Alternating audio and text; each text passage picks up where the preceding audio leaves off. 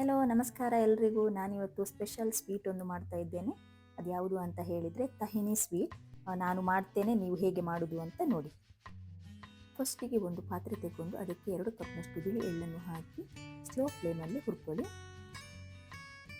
Flame ಆದಷ್ಟು ಕಮ್ಮಿಯಲ್ಲಿ ಇಟ್ಟುಬಿಡಿ, ಯಾಕೆ ಅಂತ ಹೇಳಿದರೆ ಒಮ್ಮೆಗೆ ಕಪ್ಪಾಗಿ ಬಿಡುತ್ತದೆ ಎಳ್ಳು ಎಲ್ಲ, ಅದಕ್ಕೋಸ್ಕರ. ಇದು ಗೋಲ್ಡನ್ ಬ್ರೌನ್ ಕಲರ್ ಬರುವವರೆಗೂ ಚೆನ್ನಾಗಿ ಹುರ್ಕೊಳ್ಳಿ. ಈ ಸ್ವೀಟ್ ಬಿಳಿ ಎಳ್ಳುವಲ್ಲೇ ಮಾಡುವಂಥದ್ದು, ಯಾರು ಸಹ ಕಪ್ಪು ಎಳ್ಳು ಯೂಸ್ ಮಾಡಬೇಡಿ. ಸ್ಲೋ ಫ್ಲೇಮಲ್ಲಿ ಹುರ್ಕೊಳ್ಳೋ ಕಾರಣ ಒಂದು 20 ಮಿನಿಟ್ಸ್ ಬೇಕಾಗ್ತದೆ. ಹಾಗಂತ ಬೇಗ ಬೇಗ ಆಗಲಿ ಅಂತ ಯಾರು ಸಹ ಹೈ ಫ್ಲೇಮಲ್ಲಿ ಇಟ್ಟು ಹುರ್ಕೊಳ್ಬೇಡಿ, ಯಾಕೆಂತ ಹೇಳಿದರೆ ಕಪ್ಪಾದರೆ ಆಮೇಲೆ ಎಳ್ಳು ಕಹಿ ಕಹಿ ಬರ್ತದೆ, ಅದಕ್ಕೋಸ್ಕರ. ಇವಾಗ ನೋಡಿ ಗೋಲ್ಡನ್ ಬ್ರೌನ್ ಕಲರ್ ಬಂದಿದೆ. ಇನ್ನು ಇದನ್ನು ಸ್ವಲ್ಪ ಸೈಡಿಗೆ ಇಟ್ಟುಬೇಡಿ, ಸ್ವಲ್ಪ ತಣ್ಣಗೆ ಆಗಬೇಕು. ತಣ್ಣಗೆ ಆದಮೇಲೆ ಒಂದು ಮಿಕ್ಸರ್ ಜಾರಿಗೆ ಹಾಕಿ ಎಳ್ಳು ತೇರಿ ತೇರಿ ಇರುವಾಗೆ ರುಬ್ಬಿಕೊಳ್ಳಿ.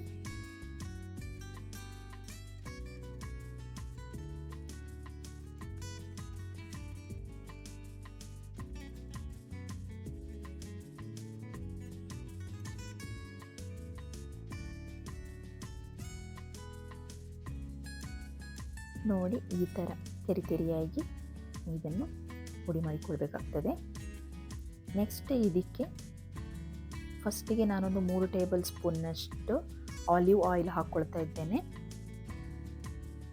ಆಮೇಲೆ ಕಮ್ಮಿ ಆದರೆ ನೆಕ್ಸ್ಟ್ ಹಾಕ್ಕೊಳ್ಬೋದು. ಇವಾಗ ಫಸ್ಟಿಗೆ ನೀವು 3 ಟೇಬಲ್ ಸ್ಪೂನ್ ಹಾಕ್ಕೊಂಡ್ರೆ ಸಾಕು. ಇವಾಗ ಇದನ್ನೊಂದ್ಸಲ ಗ್ರೈಂಡ್ ಮಾಡ್ಕೊಳ್ಳಿ.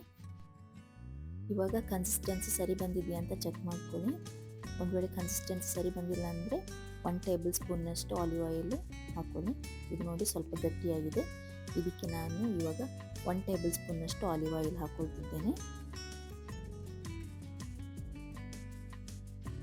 ಇವಾಗ ಇನ್ನೊಮ್ಮೆ ಗ್ರೈಂಡ್ ಮಾಡ್ಕೊಳ್ಳಿ. ಇವಾಗ ಕನ್ಸಿಸ್ಟೆನ್ಸಿ ಸರಿ ಬಂದಿರ್ತದೆ.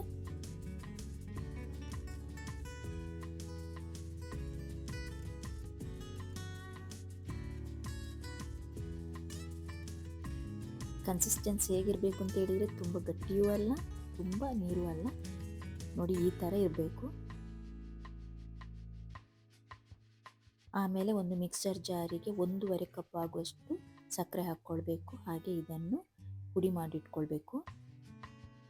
ತುಂಬ ಸ್ವೀಟ್ ಬೇಕು ಅಂತ ಹೇಳುವವರು 2 ಕಪ್ನಷ್ಟು ಸಕ್ಕರೆ ಹಾಕ್ಕೊಳ್ಬೋದು, ಆದರೆ ನಾನಿಲ್ಲಿ 1.5 ಕಪ್ನಷ್ಟು ಸಕ್ಕರೆ ಹಾಕ್ಕೊಂಡಿದ್ದೇನೆ.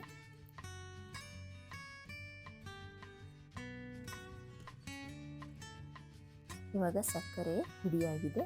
ಇದನ್ನು ಸೋಸಿಕೊಳ್ಬೇಕು. ಯಾಕೆ ಅಂತ ಹೇಳಿದರೆ ಇದು ಗಂಟು ಕಟ್ಕೊಳ್ಬಾರ್ದು, ಅದಕ್ಕೆ ಬೇಕಾಗಿ ಇದನ್ನು ಸೋಸಿಕೊಳ್ಬೇಕು.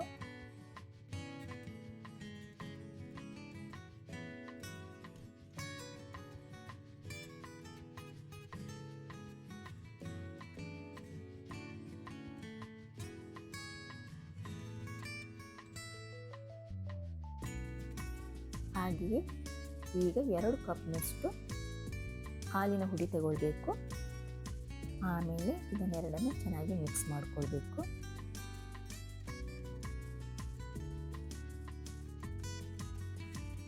ಆನಂತರ ಒಂದು 50 ಗ್ರಾಮ್ನಷ್ಟು ಪಿಸ್ತಾ ತಗೊಂಡು ಇದನ್ನು ಚೆನ್ನಾಗಿ ಈ ಥರ ಕಟ್ ಮಾಡ್ಕೊಳ್ಬೇಕು. ತುಂಬ ಸಣ್ಣಗೆ ಕಟ್ ಮಾಡ್ಕೋಬೇಕು. ಸಕ್ಕರೆ ಮತ್ತು ಹಾಲಿನ ಹುಡಿ ನಾವು ಮಿಕ್ಸ್ ಮಾಡಿಟ್ಟಿದ್ದೇವಲ್ಲ, ಅದಕ್ಕೆ ಇವಾಗ ಎಳ್ಳು ಪಾಕ ಮಾಡಿಟ್ಟಿದ್ದೇವಲ್ಲ ಅದನ್ನು ಮಿಕ್ಸ್ ಮಾಡಬೇಕು. ಇವಾಗ ಫಸ್ಟಿಗೆ ಒಂದ್ಸಲ ಸ್ಪೂನಲ್ಲಿ ಮಿಕ್ಸ್ ಮಾಡ್ಕೊಳ್ಳಿ. ಆಮೇಲೆ ಬೇಕಿದ್ರೆ ಮತ್ತೆ ಕೈಯಲ್ಲಿ ಚೆನ್ನಾಗಿ ಮಿಕ್ಸ್ ಮಾಡಿಕೊಂಡ್ರೆ ಆಯಿತು.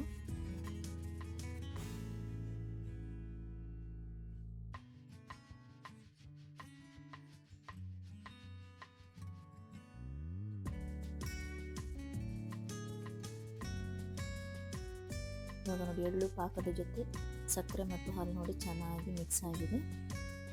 ಈ ಥರ ಕೈಯಲ್ಲಿ ಹೀಗೆ ಮುದ್ದೆ ಕಟ್ಟಿದಾಗ ಚಂದ ಒಂದು ಉಂಡೆ ಥರ ಆಗಬೇಕು. ಆ ಥರ ಬರೋವರೆಗೂ ಮಿಕ್ಸ್ ಮಾಡ್ಕೊಳ್ಬೇಕು. ಇವಾಗ ಇದಕ್ಕೆ ಕಟ್ ಮಾಡಿ ಇಟ್ಕೊಂಡಂಥ ಪಿಸ್ತಾವನ್ನು ಹಾಕಿ ಪುನಃ ಮಿಕ್ಸ್ ಮಾಡ್ಕೊಳ್ಳಿ.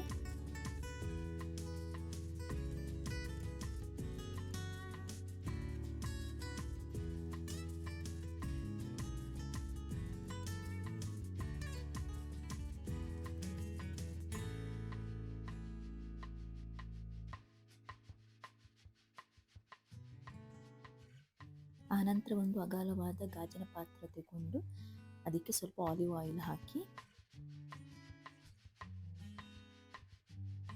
ಇವಾಗ ಇದಕ್ಕೆ ಸ್ವಲ್ಪ ಪಿಸ್ತಾ ಗಾರ್ನಿಷ್ ಮಾಡ್ಕೊಳ್ಳಿ ಕೆಳಗಡೆಯಿಂದ. ಆಮೇಲೆ ಸ್ವಲ್ಪ ಸ್ವಲ್ಪ ನಾವು ಮಾಡಿಟ್ಟಂತಹ ಪಾಕವನ್ನು ಇಲ್ಲಿ ಹಾಕ್ತಾ ಬನ್ನಿ.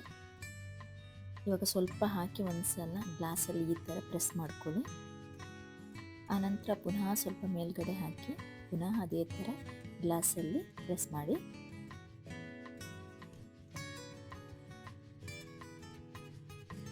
ಓಕೆ, ಇವಾಗ ಎಲ್ಲ ಆದಮೇಲೆ ಇದರ ಮೇಲೆ ಪುನಃ ಪಿಸ್ತಾವನ್ನು ಗಾರ್ನಿಷ್ ಮಾಡಿ.